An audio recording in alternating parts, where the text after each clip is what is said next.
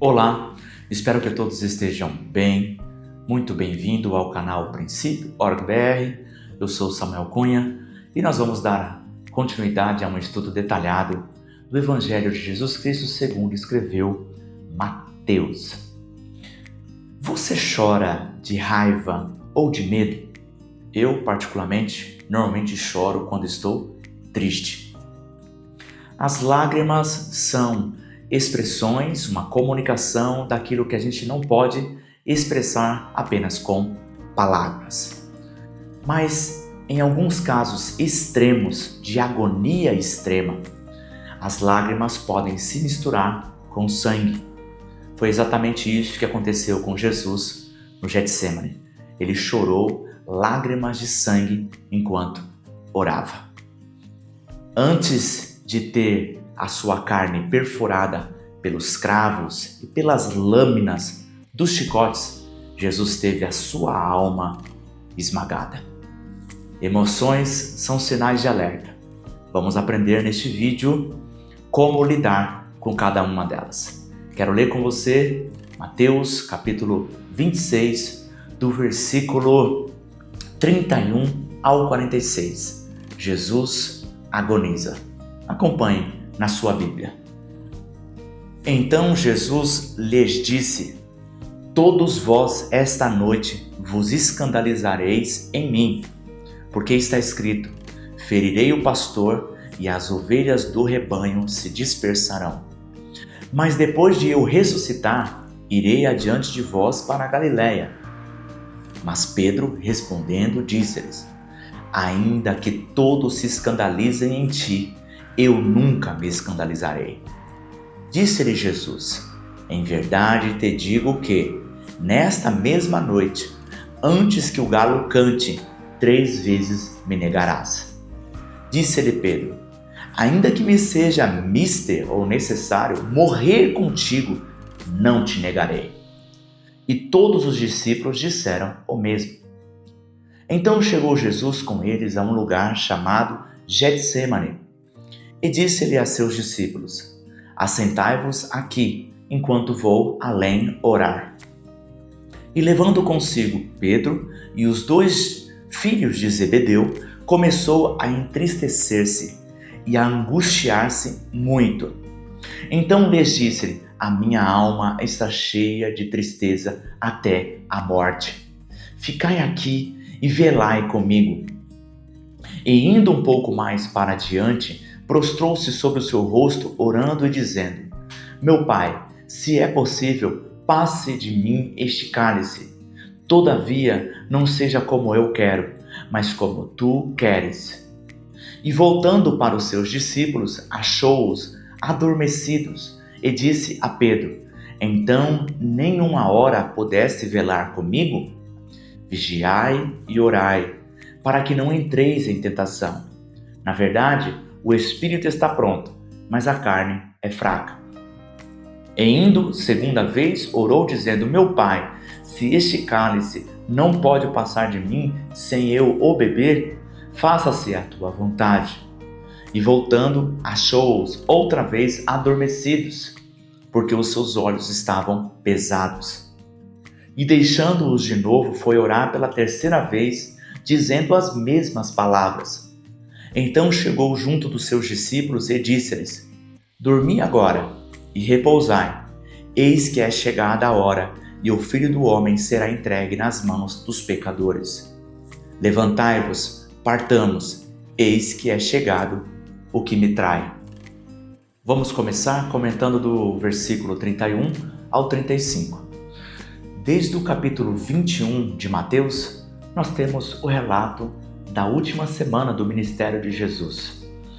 A Semana da Paixão começou em domingo e o estudo de hoje aconteceu em uma noite de quinta-feira.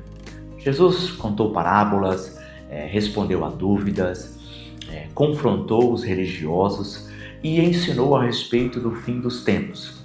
Agora nós estamos em um novo bloco, onde nós vamos ver aqui o relato, a narrativa da vida de Jesus quanto à sua prisão, o seu julgamento, a sua morte, a sua ressurreição e até mesmo o comissionamento dos seus discípulos. Vamos então dar continuidade a este ensinamento. Bom, Jesus prediz, né? Ou seja, ele conhece e antecede, ele anuncia que todos os seus discípulos irão se escandalizar e dispersar, né? É o que tem aqui no original ACF, mas a NTLH traduz isso como fugir e abandonar, tá certo? Então, escandalizar é uma palavra no grego que tem relação com armadilha, com isca, né? Então é o mesmo que as pessoas se ofenderem contra alguém ou sentir vergonha de alguém. Então é uma palavra com muitos significados, tá? O contexto nos ajuda bastante. Na verdade, os discípulos iriam ver Jesus ser preso, iria se escandalizar com aquilo e iria, como naturalmente a maioria de nós, né, teríamos essa reação diante do perigo, iria fugir, tá certo? Então é isso que Jesus está dizendo aqui, tá? A sua citação, que eu leio até de novo aqui, deixa eu achar, ferirei o pastor e as ovelhas do rebanho se dispersarão, né? É uma citação de Zacarias 13:7, tá bom? Então lá em Zacarias 13:7, nós temos ali aquela profecia, muito tempo antes de Jesus, antes de Cristo, aonde o Espírito Santo já estava inspirando os profetas, aqui especificamente Zacarias, do que iria acontecer com Jesus, né? Estava antevendo ali o que estava acontecendo, tá? Mas reafirma que ressuscitará e irá continuar sua liderança.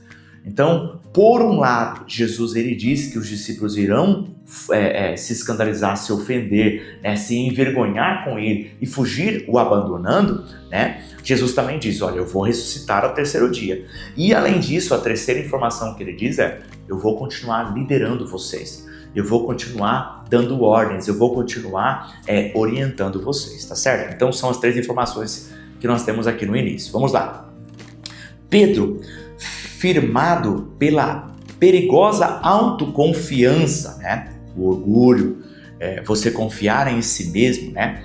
Afirma que é diferente dos seus companheiros e que morreria por Jesus. Então Pedro ali toma a palavra e fala, mestre, isso aí que você está falando é um engano. Eu nunca vou te abandonar. Eu nunca vou me escandalizar de você. Eu nunca vou me envergonhar de você. Eu nunca vou fugir. Pelo contrário, eu vou proteger e eu vou dar a vida por você. Tá certo? É o que Pedro está declarando aqui. Jesus, então, né, conhecendo o coração e também sendo presciente, conhecendo o futuro, afirma, nesta mesma noite, antes que o galo cante, 3 vezes me negarás, tá certo? Então aqui nós vemos a reação de Jesus, né?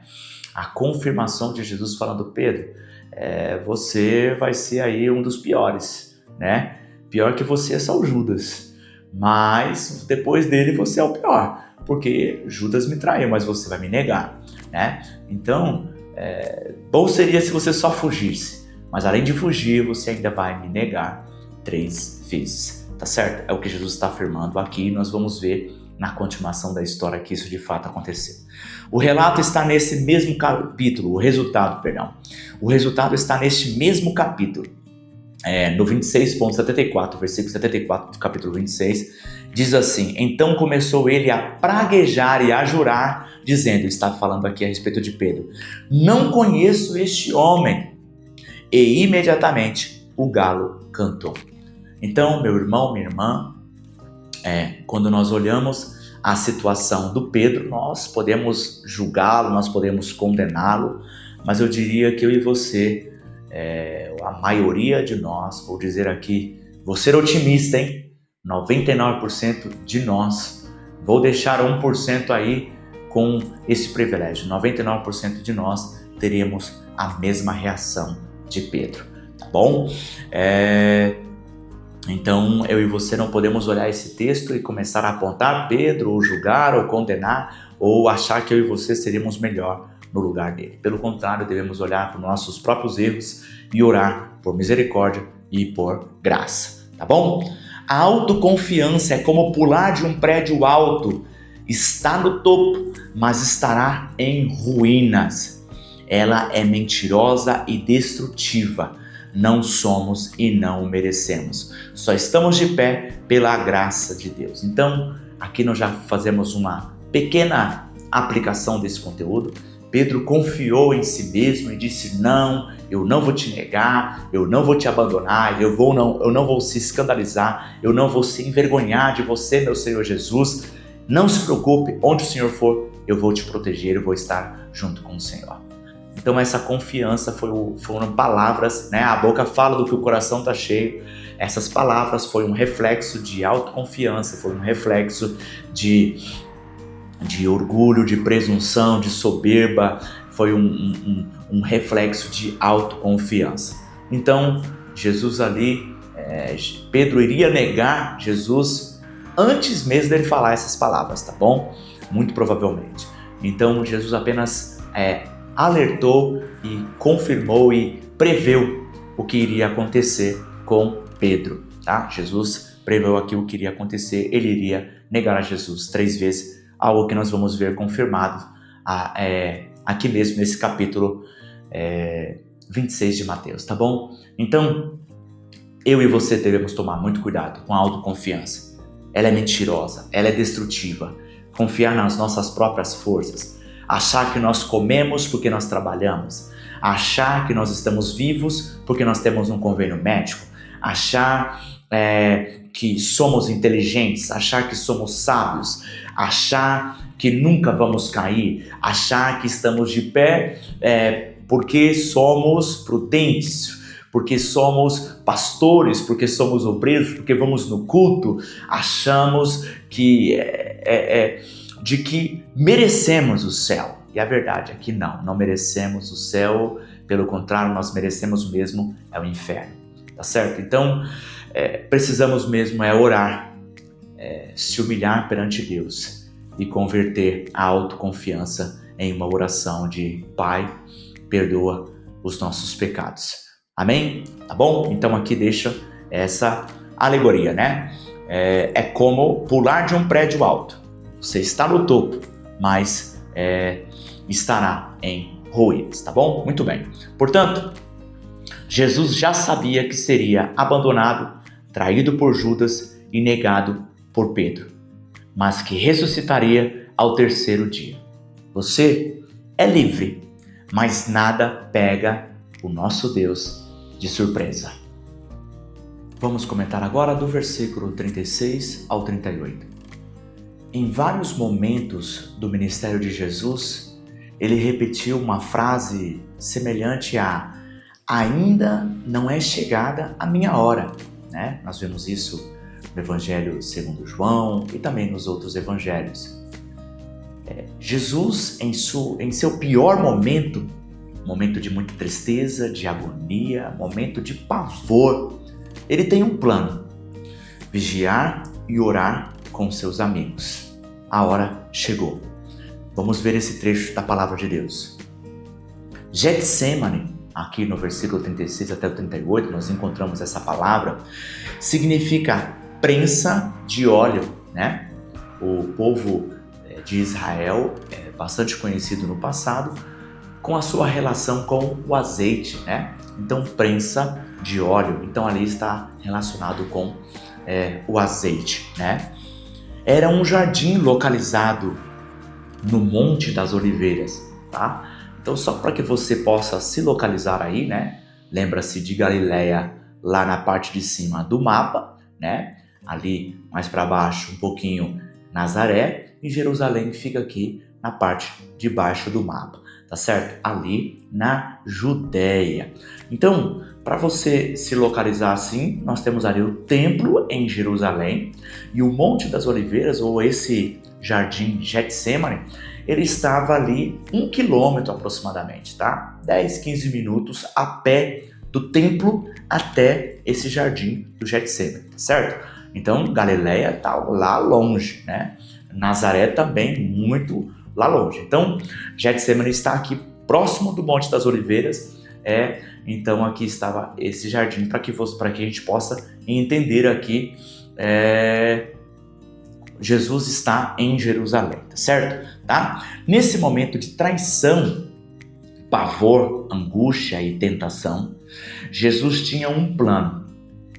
Ele deixou 8 discípulos, como guardas na entrada do jardim, e 3 discípulos, é o que nós entendemos aqui do texto, ele leva consigo para ajudar em oração, Nós vemos aqui nos comentários do Risby, do Spurgeon, eles comentando, Jesus queria a ajuda dos seus discípulos para orar ali com ele, Não sei se você já teve algum momento, se você já é cristão há muito tempo, e você já teve aquele momento de sofrimento, de dor, talvez em um hospital, talvez em um momento de luto, em um momento de dificuldade financeira ou de saúde.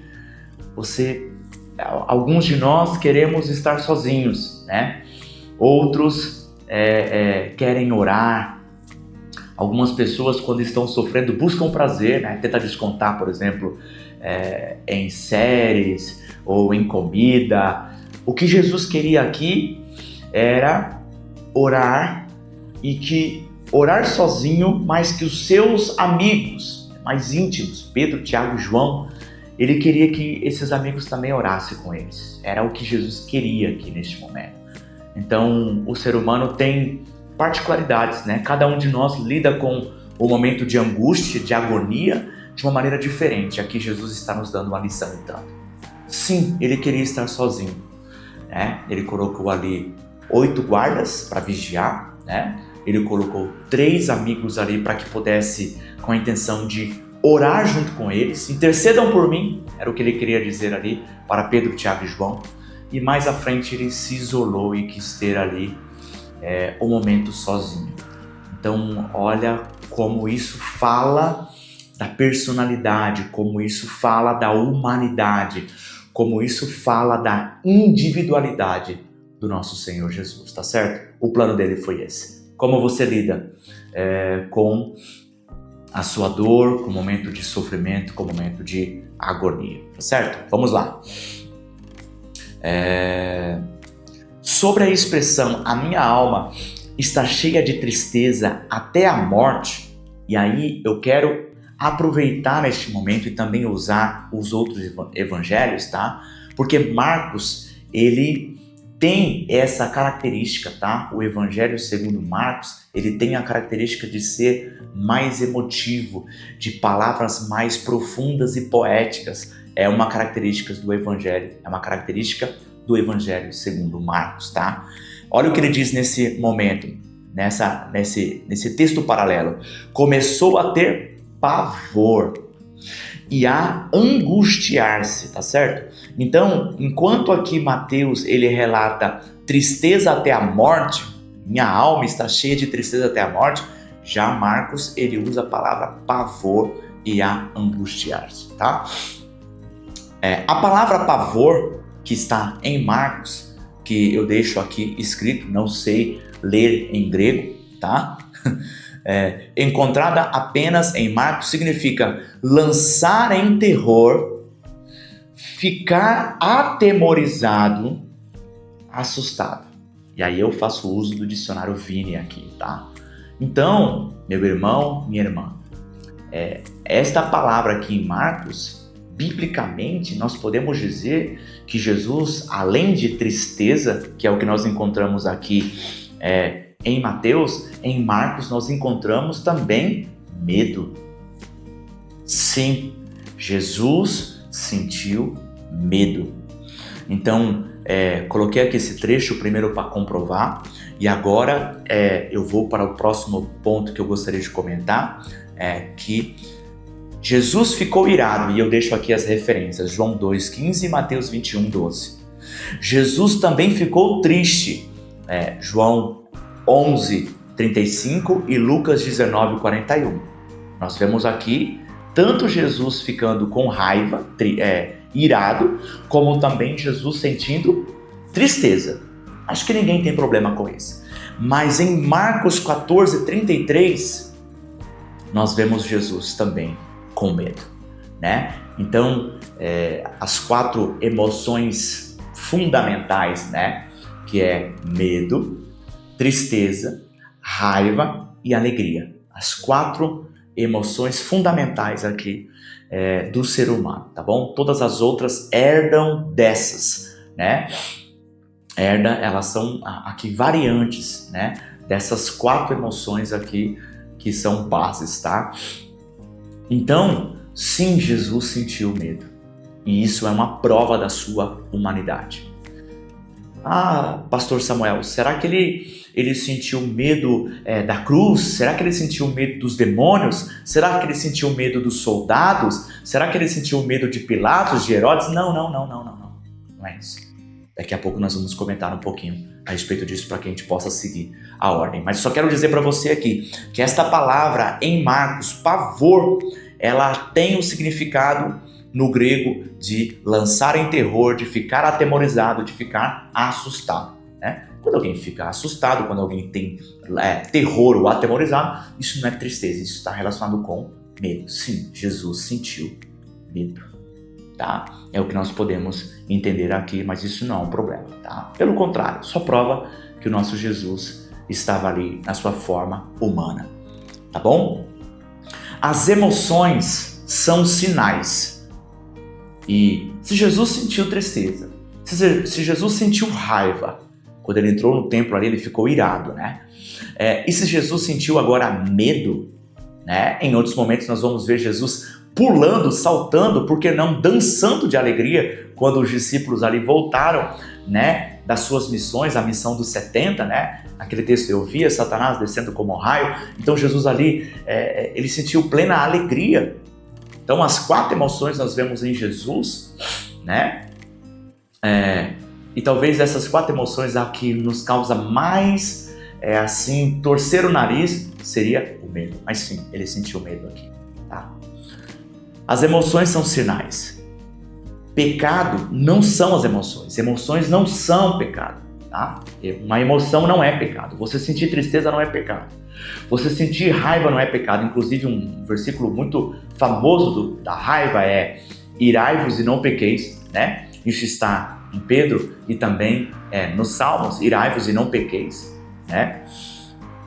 Então, pecado é o que você faz com elas, ou quando elas se prolongam, tá certo? O próprio Jesus falou: se você tem raiva do seu irmão e depois não deixa a raiva passar, né, um dia irado, então vai lá e se reconcilia depressa. A raiva, ela é um sinalizador. A raiva é um convite para você perdoar, se reconciliar e orar. O medo é um convite para que você pegue isso e canalize em oração e pare de confiar em si mesmo e passe a confiar no seu Pai, que é todo-poderoso, né? Jesus diz: não temam os homens, não tenha medo dos homens, mas tenha temor do seu Pai Celestial, porque os homens só podem matar. Agora o Pai Celestial é quem vai decidir quem vai para o inferno ou quem vai para o céu. Tá certo? Então, não é um problema você sentir tristeza diante de um luto, diante de um sofrimento, diante de uma dor. Não é um problema isso. O problema é quando isso se prolonga.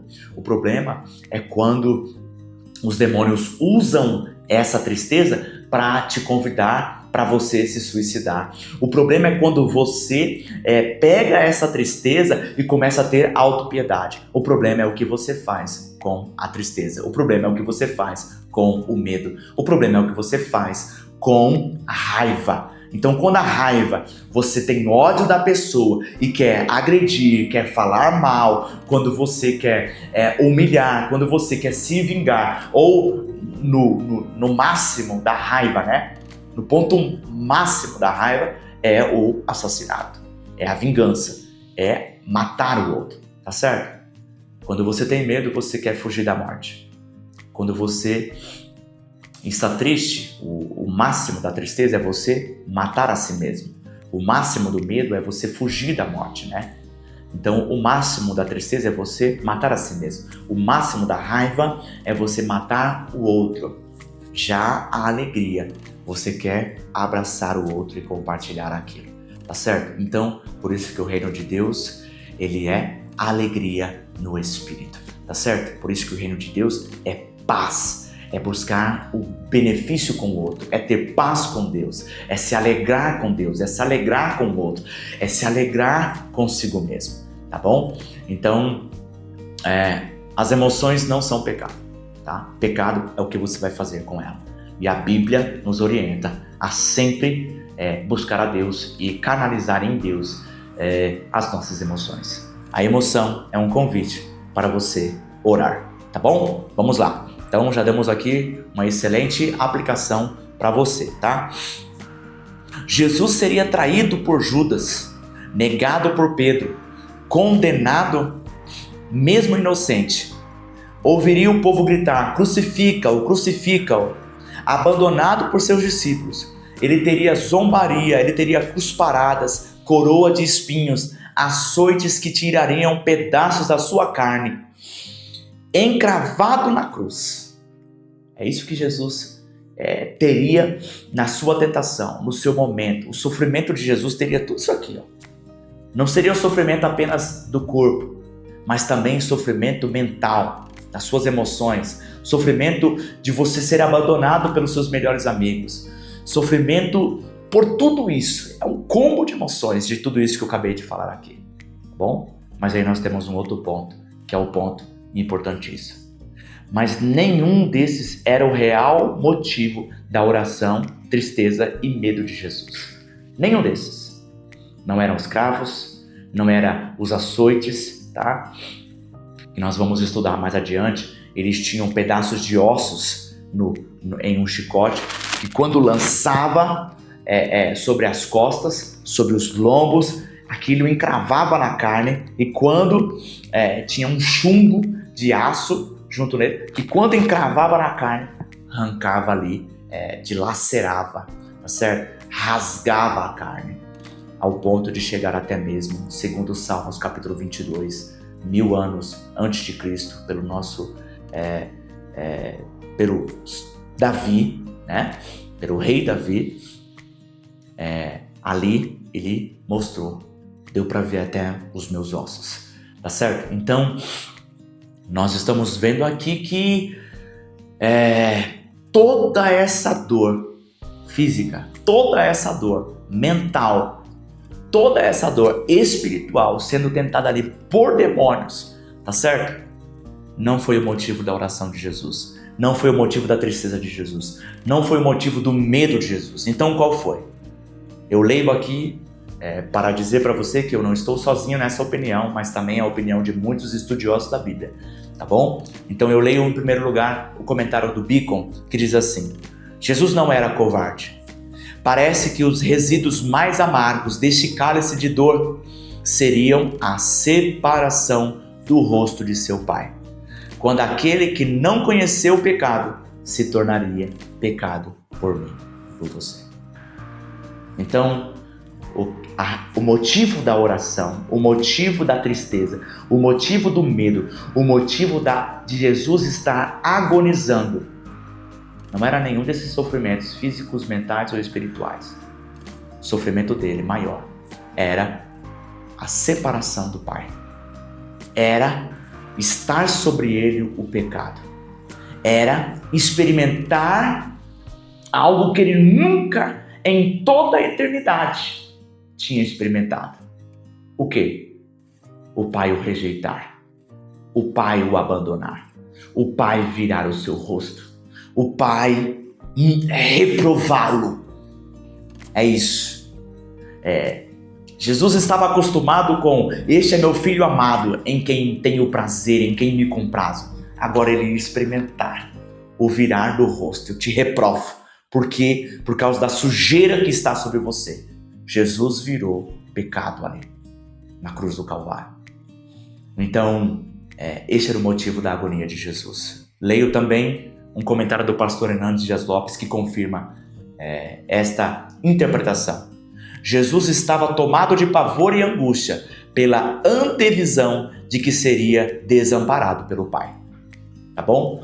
Então, não pense que Jesus estava orando aqui para o Pai livrar ele da cruz, livrar ele das chicoteadas, livrar ele de ser humilhado por Herodes, livrar ele de ser humilhado por Pilatos, livrar ele do julgamento, das pessoas o condenarem. Não. Nada disso. Jesus não era covarde. Ele sabia o que esperava.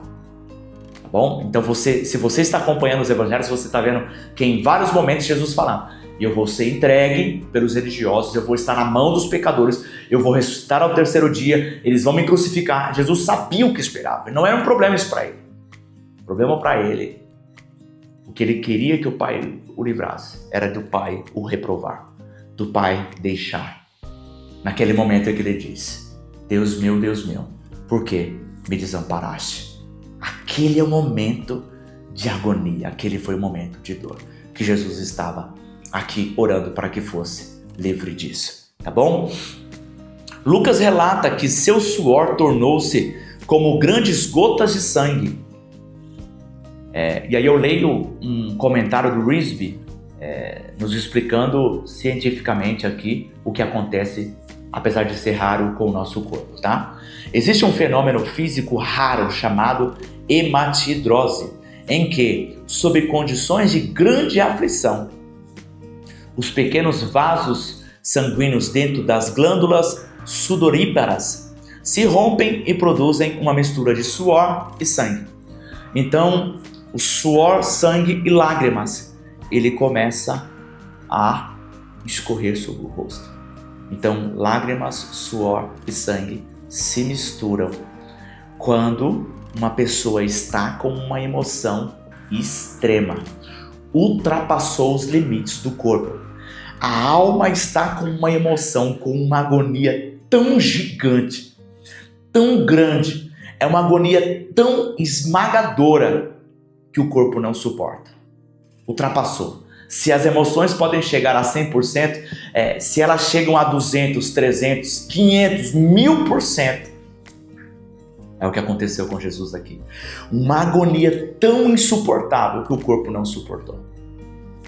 Então, começou a ter a mistura de lágrimas, de suor e de sangue. Começaram os seus vasos se romper.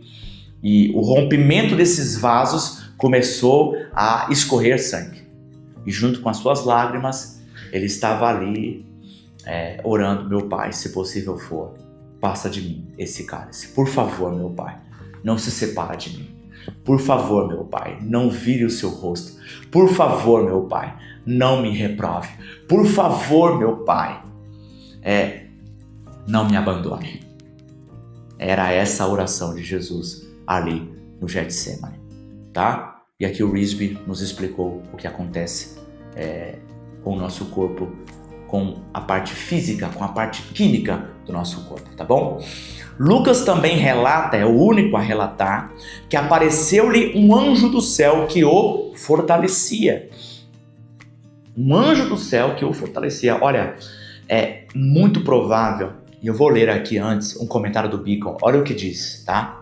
O conforto recebido era provavelmente necessário para evitar a sua morte antes da hora do seu sacrifício pelos pecados no Calvário.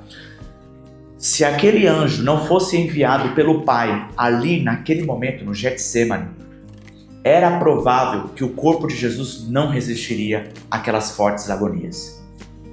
A aflição, a agonia, a tristeza, o medo de Jesus era tão grande naquele momento no Getsemane que muito provavelmente o corpo de Jesus não iria resistir.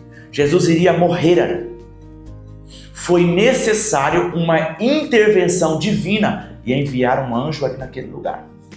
Assim como foi necessário o envio de um anjo quando Jesus passou 40 dias sem comer no deserto, foi enviado um anjo para quê? Para dar de comer para Jesus, porque senão ele iria morrer ali. Jesus teve fome e ele não tinha tanta gordura no corpo como eu e você temos. Talvez eu tenho no meu corpo 22% de gordura. Talvez no seu corpo pode ter 25%, 30%. Pode ser que seja uma pessoa magra que tenha 10%. Eu tenho um irmão bem magro e ele tem 12% de gordura, né? É mais velho do que eu, inclusive fez aniversário essa semana. Meus parabéns, Messias é o nome dele, olha isso, o nome dele é Messias. Então, ele tem 12% de gordura, ele é uma pessoa bem magra. Então Jesus Poderia ter aqui 10 ou 8%. As pessoas daquela época tinham uma gordura muito, muito pequena. Então, com 10% de gordura, você ficar 40 dias sem comer, isso se esgota.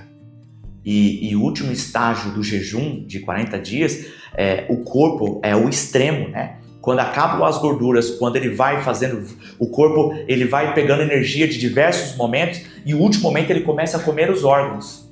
Quando não tem mais gordura, quando ele passa por várias etapas do jejum, para ter energia ele começa a comer os próprios órgãos. Então quando Jesus teve fome, é porque ele estava no estágio máximo, aonde estava ali os seus órgãos no extremo, tá certo? Então o Pai teve de enviar ali anjos para alimentar Jesus. Aqui também ele está no limite das emoções. O seu corpo está no limite. Para que Jesus não morresse ali no Getsemane, o Pai enviou um anjo para o consolar, para ali impedir que isso acontecesse.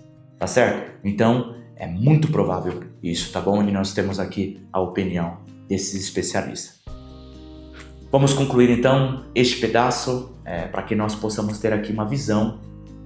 Acho que deu para ter uma visão interessante a respeito da agonia de Jesus. Portanto, Jesus não era covarde. Sua oração não era para ser livrado da cruz. Não existe terror maior do que Deus virar o seu rosto e abandonar um ser humano devido ao pecado. Vamos comentar agora do versículo 39 ao 46 até o final. Nós encontramos muitos ensinamentos nesse trecho, nesse episódio de Jesus ali no Getsemane, a respeito da oração. Vamos aprender com o exemplo de Jesus no seu pior momento, de muita tristeza e medo. Como Jesus orou e vamos tentar extrair aqui lições práticas para mim e para você. A primeira coisa que nós encontramos aqui nesta oração de Jesus é a orientação que ore de joelhos e coração prostrado. Então Jesus, prostrado, ele orou de joelhos. Nós vemos o exemplo aqui em Efésios 3,14, onde Paulo também ora de joelhos. Nós vemos também muitos episódios no Antigo Testamento, Moisés, Davi e também nos Salmos, exemplos de pessoas que estavam orando de joelhos. Se você se recorda lá do episódio quando não chovia há mais de 3 anos e meio, sem chover em Elias, né? Elias colocou a sua cabeça entre os seus joelhos para orar, tá certo? Então, é um gesto que você faz com o corpo que deveria refletir do que está no coração. Ore de joelho e que esse orar de joelho seja um reflexo de um coração rendido, tá bom? A primeira dica que nós temos aqui. Segundo, Deus é nosso Pai e nos ama. Eu e você precisamos aprender essa lição, porque Jesus disse aqui, Pai, se possível for, né? Quando ele nos ensinou a orar lá em Mateus 6, ele diz, Pai nosso que estás nos céus. Aqui existe um equilíbrio enorme, porque a primeira mensagem aqui é Pai, né? Que é uma relação de intimidade, mas também nosso que estás nos céus, ou seja, Pai está nos céus e nós estamos na terra, então ele é superior a nós. Então existe um equilíbrio aqui, né? A expressão Pai nosso que estás nos céus transmite esse equilíbrio tanto de intimidade como também de temor, porque ele é superior a nós, tá certo? Então entenda e vá na oração não como um Deus que é um juiz, não como um Deus que é um tirano, não como um Deus que quer o seu mal. Não, é um Pai que te ama.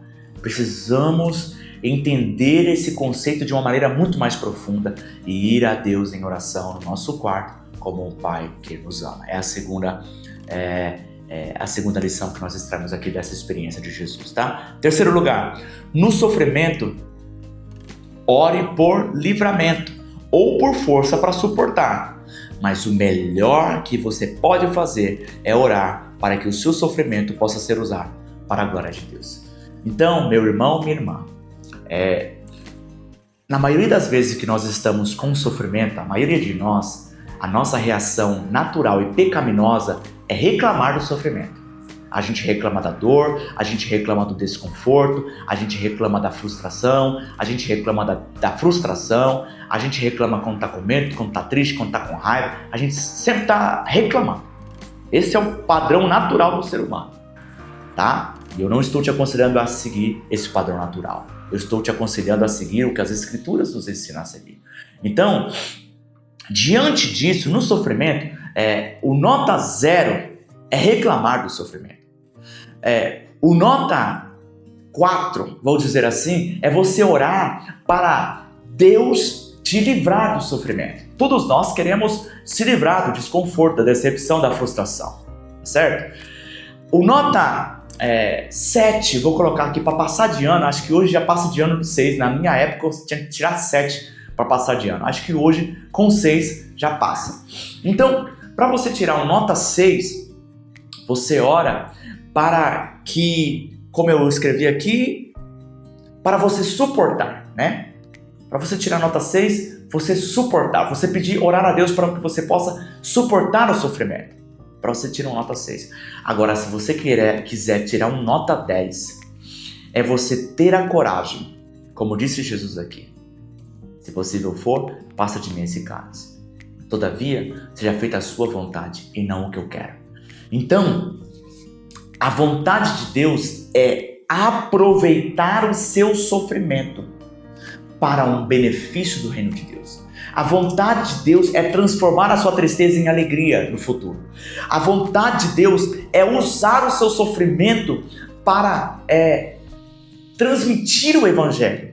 A vontade de Deus é usar o sofrimento de uma pessoa para que possa alcançar o benefício de outras. A vontade de Deus é aproveitar o sofrimento para que possa ensinar verdades para você e para o outro. A vontade de Deus é aproveitar o sofrimento para que possa te amadurecer. A vontade de Deus, como foi, por exemplo, no caso de Jó, é pegar aquele sofrimento e fazer ensinamentos eternos. Até hoje, quantas pessoas não foram beneficiadas pela história de Jó?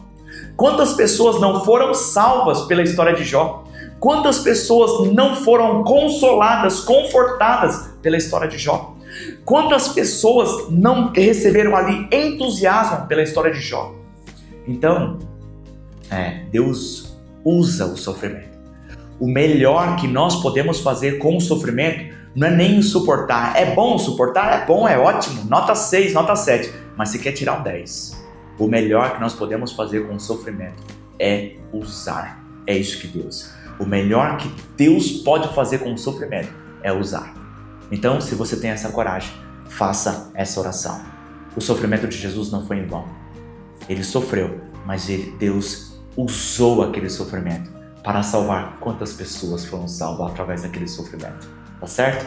Então, o melhor que nós podemos fazer é usar o sofrimento. Não desperdice o seu sofrimento, tá bom? Tenha coragem de fazer essa oração. Vamos lá! Submissão. Não há oração mais inteligente e benéfica do que seja feita a sua vontade. Então, meu irmão, minha irmã, Jesus também colocou na oração do Pai Nosso. Tenha, a coragem de falar, Pai, seja feita a sua vontade.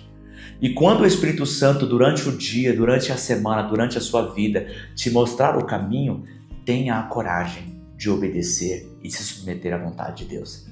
Tá bom?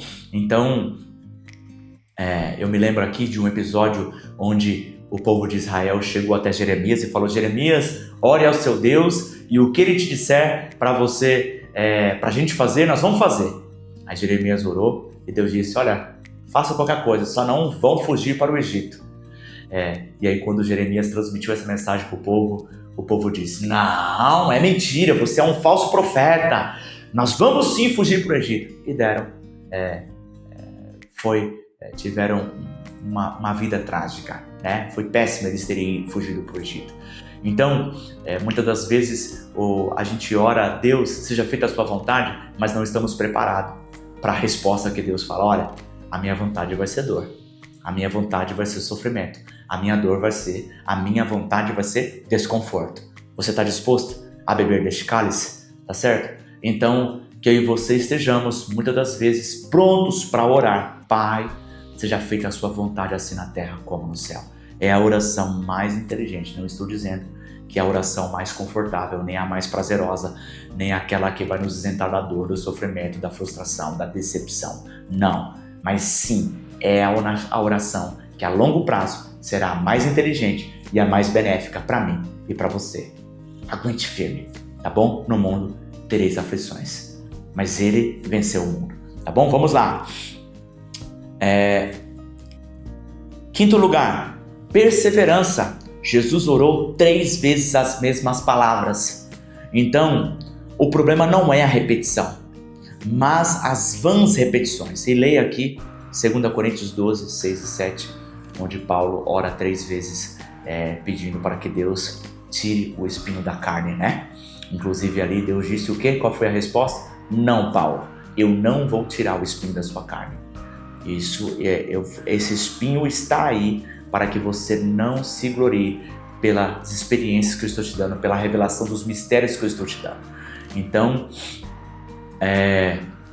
eu e você precisamos se alegrar, porque quando estou fraco, aí o Senhor manifesta mais a sua glória, tá certo?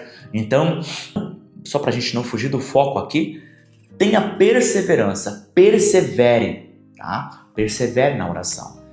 E perseverar, meu irmão, minha irmã, tem relação em você fazer orações repetidas, tá certo?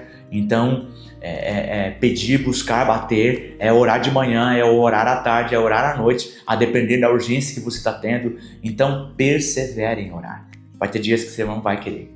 A sua carne odeia que você busque a Deus, a sua carne odeia que você estude a Bíblia, a sua carne odeia que você jejue, tá certo? Então, persevere. Perseverai em orar, né? Tá certo? Nós vemos isso em muitas cartas dos apóstolos, tá bom? Vamos lá, precisamos andar aqui. Intensidade. Lucas disse, posto em agonia, orava mais intensamente, né? Então, pedir, buscar, bater, né? Se a oração não está funcionando, jejua. Se o jejum e a oração não está funcionando, gaste mais horas. Se não está recebendo a resposta, peça ajuda para os irmãos da igreja, faça isso em grupo. É a resposta que a Bíblia dá para mim, para você. Então, com mais intensidade, tá certo? Orava mais intensamente. Então, gaste mais tempo, ore mais intensamente, a depender da necessidade sua. Não desista, tá? Orei uma vez, orei 10 minutos, orei meia hora, orei 1 hora. Você precisa buscar a Deus, tá bom? A oração precisa aumentar em perseverança, em intensidade. E 7º e último lugar, triunfo. Jesus nos deu a arma para vencer ou nem entrar em tentação. Qual é? Vigiar e orar. Esses 2 irmãos aqui, esses 2 segredos, vigiar e orar, tá certo? Porque vigiou e orou, Jesus saiu do Getsêmani sem pavor, sem tristeza e sem angústia, em paz e triunfante. Então, aquele momento ali, meu irmão, nós vamos ver aqui nos evangelhos, e se você observar, ali foi um momento de tristeza, de agonia, de muito pavor, mas quando você vai ver, quando Jesus sai dali, ele enfrenta Pilatos com triunfo, ele enfrenta Herodes com triunfo, ele enfrenta o povo julgando, apontando, crucifica-o, mandando, ele enfrenta os soldados com triunfo, com coragem. Não tinha mais medo, o medo foi embora, a tristeza foi embora, o pavor foi embora, Jesus estava triunfante. É isso que a oração traz para mim e para você, tá? No final desta batalha de oração sangrenta, Jesus disse, basta, é chegada a hora. Sua oração foi ouvida e atendida. Deus não livrou Jesus da cruz, mas deu forças para suportar. E além disso, irá usar esse sofrimento para salvar o mundo. Então, a oração de Jesus foi ouvida. Não pense que a sua oração não está sendo ouvida. Deus não vai dar a resposta da forma com que você acha. Nós sempre oramos para conforto, a gente sempre ora para riquezas, a gente sempre ora para prazeres, né? A gente não quer que os nossos filhos passem por nenhum tipo de doença, a gente não quer que os nossos filhos passem por nenhum tipo de dificuldade, a gente quer nenhum tipo de briga, a gente quer viver na paz, a gente quer viver viajando, comendo, né? Pouco trabalho e muito prazer. A nossa oração é isso, mas não é isso que Deus faz, tá certo? Então, Deus não vai, Ele vai ouvir todas as orações, mas vai nos atender como um pai maduro, como um pai que ouve, você pediu isso, mas o que você precisa é aquilo, e Ele vai nos responder, tá certo? Então, a oração de Jesus saiu dali, não foi livrado da cruz. O Pai vai continuar virando o rosto para Ele, abandonando Ele, mas Jesus recebeu força para suportar, e Jesus recebeu a oração dele de que aquele sofrimento será usado, aquela tristeza será transformada em alegria, aquele sofrimento será muito usado, e é usado até hoje. Eu estou pregando esta palavra para você por causa do sofrimento de Jesus. Ele me salvou e agora estou aqui fazendo algo por amor a Ele. Você está ouvindo essa palavra porque você foi salvo por Ele. Nós vamos receber o céu por causa do sofrimento daquele Jesus, tá certo? Por causa daquele momento de Jesus de muita angústia. Então, aquele sofrimento vai ser muito bem utilizado. Vai nos dar o céu, vai nos dar o perdão, vai nos dar a salvação. Tá bom? Certo? Então vamos lá. Um comentário do Beacon. Enquanto o mestre estava tentando despertar os seus discípulos, Judas, um dos 12, apareceu. Então, enquanto os discípulos, os 11, estavam lá dormindo, o Judas estava acordado. Enquanto o bem estava dormindo, o mal estava acordado e trabalhando. Então, eu e você precisamos vencer a carne, vencer a carne que nos impede de orar, vencer a carne que nos impede de ler as Escrituras, vencer a carne que nos impede de ir para o culto, vencer a carne que nos impede de jejuar, e vamos trabalhar, vamos agir, vamos fazer essas atividades que não serão tomadas, tá bom? Vamos lá, andando. Pedro, que tinha acabado de prometer dar a vida por Jesus, não conseguia nem manter os seus olhos abertos. Então esse Pedro, que no nosso primeiro bloco falou, Jesus, se necessário for, eu vou dar a vida por você, ele não conseguia dar nem 1 hora de sono. E sabe o que é pior? Eu e você somos iguais, tá certo?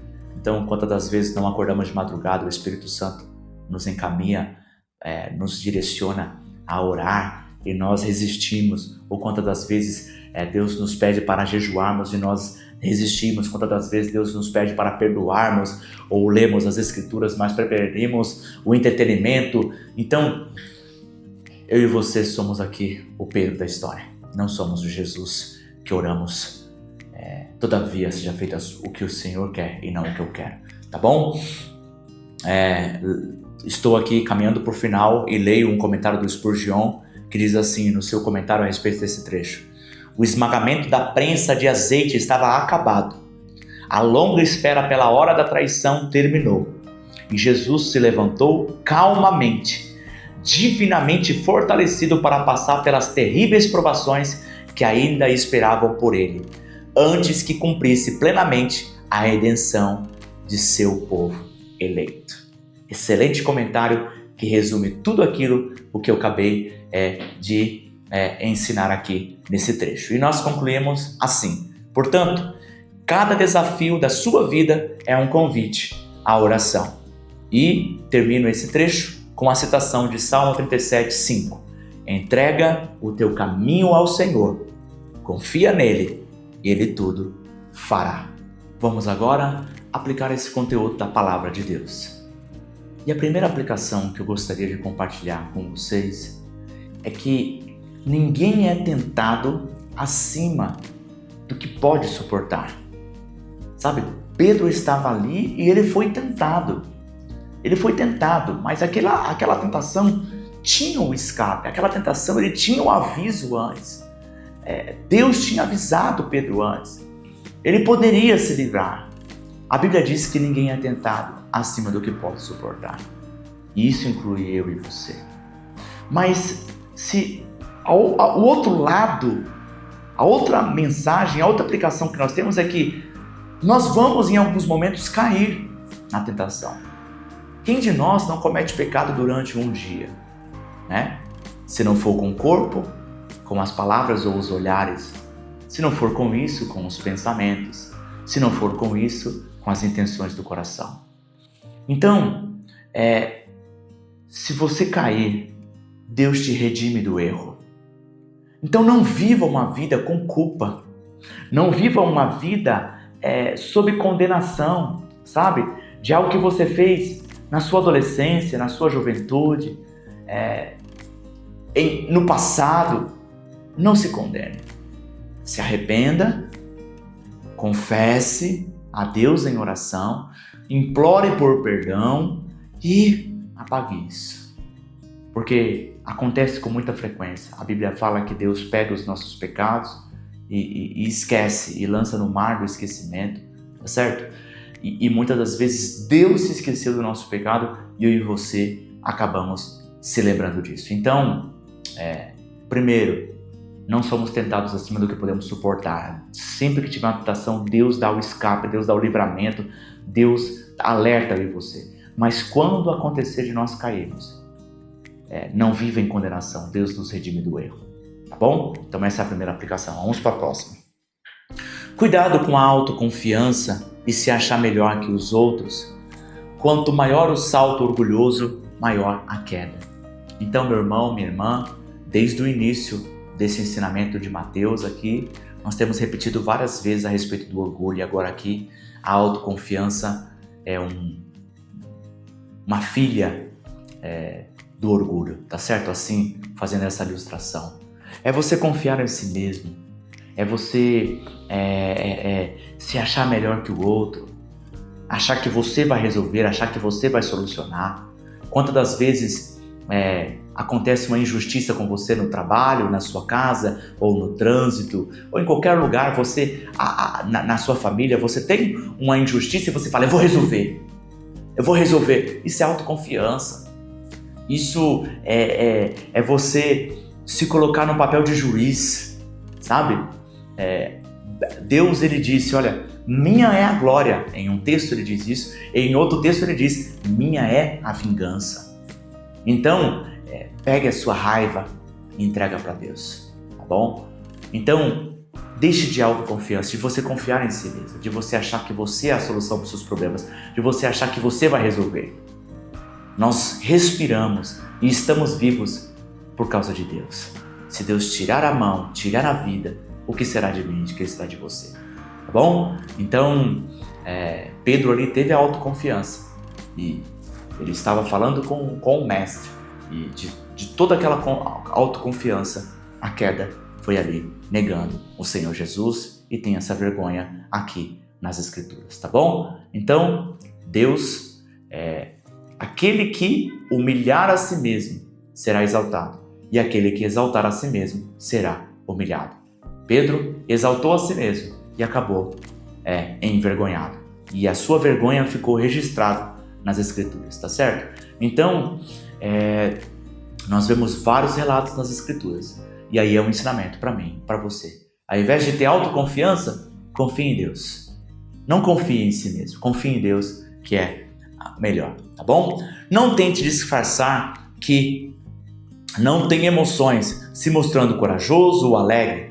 É um gesto humilde admitir que está com medo, que está triste ou ofendido. Então, se nós vemos aqui Jesus admitindo que estava triste e com medo, nesse cenário aqui no Getsemane, por que eu e você não podemos também fazer isso? Por que eu e você temos resistência às vezes? Eu não vou chorar na frente da minha mulher, não vou chorar na frente dos meus filhos, não vou chorar publicamente. Por que nós vamos ter essa vergonha? Jesus chorou publicamente ali na morte do Lázaro e quando ele se compadecia de outras pessoas. E agora aqui na frente dos seus amigos, ele estava lá, triste, não apenas chorando, mas chorando lágrimas de sangue. Então, não tenha vergonha de falar, olha, eu estou angustiado, ore comigo. Ore comigo. O nosso Senhor mostrou aqui que humildade.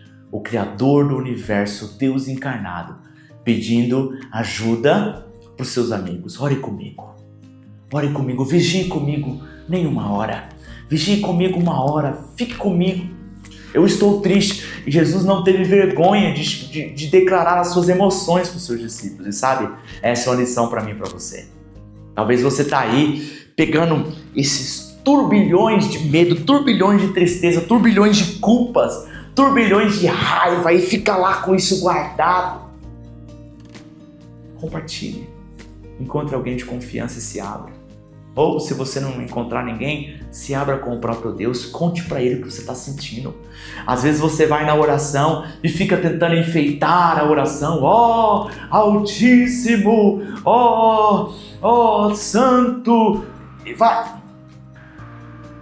Pai, tô triste, tô muito triste, Pai, porque aconteceu isso, sabe? Então, seja sincero na oração, porque na verdade Deus já sabe de tudo. Então, não tente esconder suas emoções, não é uma boa ideia. Se você estudar na psicologia, por exemplo, você vai até o psicólogo fica lá fazendo pergunta para você, e você faz o quê? Você fala, você conversa com ele. Então, é a cura pela fala, né? Não é a psicologia, não é isso, basicamente, a cura pela fala, é você ir lá e se abrir. Então, não tente guardar suas emoções. Olha que exemplo Jesus está nos dando aqui. Você fica lá guardando aquela ofensa, aquele medo, aquela tristeza, aqueles traumas do passado, aquela culpa. Por isso que a confissão é isso, ó. Olha, na minha adolescência, na minha infância, eu fiz isso. Eu roubei, eu matei, eu traí, eu consumi pornografia, eu fiz isso. Fala com alguém, tá certo? Então, encontre um pastor, encontre um padre, encontre um psicólogo, encontre, se você confiar no cônjuge, encontre um amigo, se não, vai até Deus e conte para Ele tudo. Despeje as suas emoções, tá bom? Lance sobre Ele todas as suas ansiedades, tá bom? Vamos lá. As emoções são sinais e um convite a orar. Fique atento e haja com sabedoria e amor. Eu já fiz uma aplicação durante a parte ali onde falamos da tristeza e foi bem detalhado, não quero repetir para o vídeo não ficar mais longo ainda, que eu acredito que esse vídeo vai ficar longo, mas aqui repito novamente essa aplicação. As emoções são um convite para você orar, tá bom? Então fique atento a ela. Poxa, por que eu estou triste hoje? Por que eu estou desanimado? Veja se não é algo, você não dormiu bem. Às vezes nós estamos tristes porque não dormimos bem. Às vezes nós estamos tristes porque não nos alimentamos. Às vezes nós estamos tristes, talvez, no caso da mulher, por exemplo, 3 dias antes de menstruar, mexe tudo com o hormônio. Eu tenho 2 mulheres em casa, né? Lá em casa nós somos 4. Então, talvez você, mulher, pode sentir mais raiva nesse período pré-menstrual, né? Então, pode ser hormônio, pode ser sono, pode ser um estresse, pode ser que as suas emoções sejam isso, mas também tem uma segunda possibilidade, também pode ser alguma coisa do seu passado, pode ser uma ofensa dentro do seu coração, talvez você está lá desanimado por causa disso, ou talvez até mesmo a terceira possibilidade, pode ser um ataque de demônios, colocando ansiedade, colocando pensamentos suicidas, colocando um ódio ali, um desejo de você se vingar, tá certo? Pode ter essas 3 possibilidades, físico, né, corporal, pode ser mental e pode ser também espiritual. Então você precisa discernir isso, entender e haja com sabedoria e com amor, tá bom? Deixa aí a minha dica, vamos lá. No medo, tenha fé. Na tristeza, pense no céu. É isso que a Bíblia nos diz. Na raiva, perdoe e se reconcilie depressa. Agora, em todas as emoções, sempre ore. É o que Jesus está nos ensinando aqui nesse texto, tá bom? Grave essa frase, que é uma frase que me ajuda muito a lidar com as minhas emoções. Vou repetir. No medo, tenha fé. Na tristeza, pense no céu. Na raiva, perdoe e sempre ore. Tá bom? No sofrimento você pode orar por livramento ou por força para suportar, ou melhor ainda, usar o sofrimento para a glória de Deus.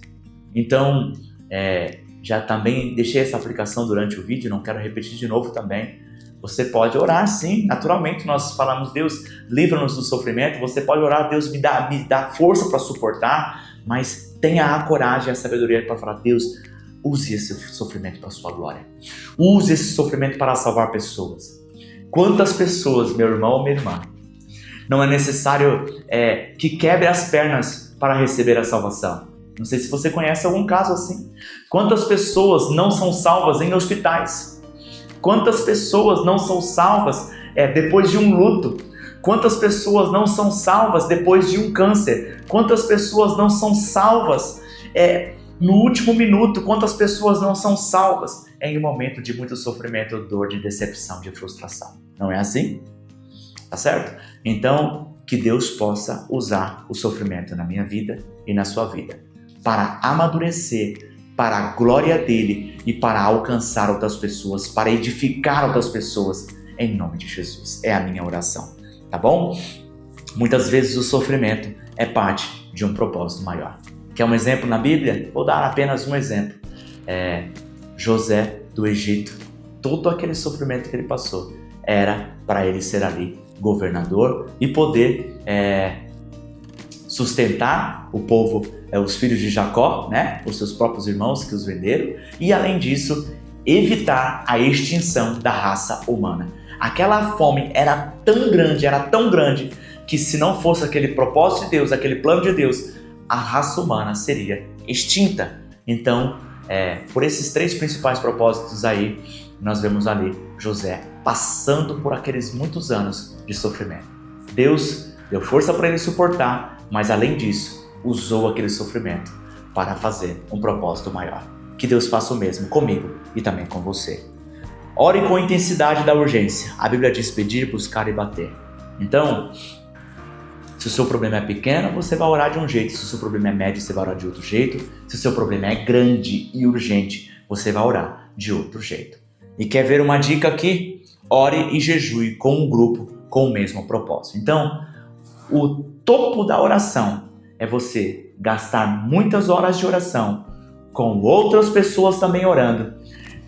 Incluir o jejum com isso. Então, o auge da oração, a maior intensidade da oração é uma nação orando e jejuando com um só propósito. É o que nós vemos ali em Nínive. Por isso que uma nação inteira foi ali, evitou daquela nação de ser destruída, porque eles oraram e jejuaram com um mesmo propósito, tá bom? Então, você na sua comunidade tem uma situação urgente, ore e jejue em grupo. É o topo da oração, tá bom? É o auge, o máximo da potência da oração, tá bom? Termino essa aplicação e este ensinamento. Desculpe pelo vídeo grande, o assunto é longo e nós estamos caminhando para o fim, estamos em 90% e eu termino assim. Analise seus últimos dias e responda: se Deus é um Pai verdadeiro, poderoso e amoroso, por que você ainda reclama da sua vontade?